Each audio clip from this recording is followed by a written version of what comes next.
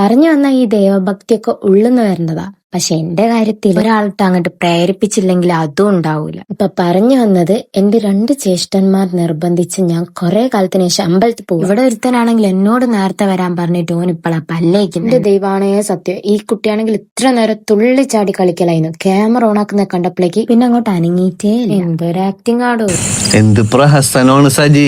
എങ്ങോട്ടാന്ന് വെച്ചാ we are going to Vellikkattavu temple. പിന്നെ അങ്ങോട്ട് വരാനുള്ള കാരണം എന്താ വെച്ചാ ഈ അമ്പലത്തിന്റെ പച്ചപ്പ് ഊഷ്മളതയും കണ്ടാൽ തന്നെ മനസ്സിലൊരു ഇത് കിട്ടും.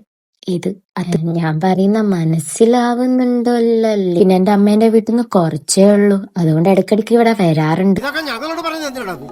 പിന്നെ പോകുമ്പോ രാവിലെ തന്നെ പോണം. രാവിലത്തെ മഞ്ഞും തണുപ്പും ഉഫ്.